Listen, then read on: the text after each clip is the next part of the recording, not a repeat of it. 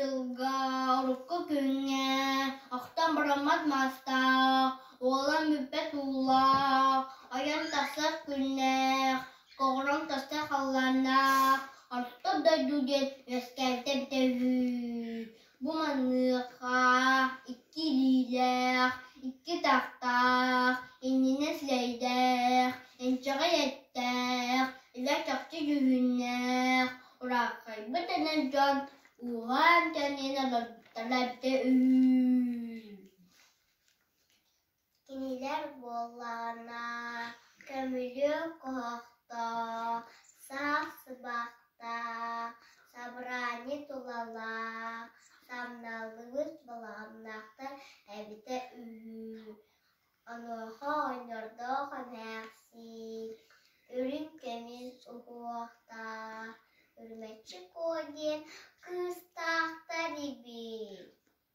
Bunday duga, ürün kulkakta hisselinen, karakta görününen, oksala, teri kuyakta, ayon teber atta, aho bacağım buhatı. Üesken terer alır bu da evde Bir gün üges kurdu, aho bacak diye. Eğer karat yetgan, buldu sılcıbı. Ol sılcan, ürdük menin hallangan, ürün kemiz uhuakta. Ürmetçi koyun ıtır sanatın istibi. Iy, iy, iy, bılan, ay, ay, ay, bılan. Allah da dohtamana, mattalay, al obuttan. Alalın kebitten, olan ilan itti, Allah'a da doh.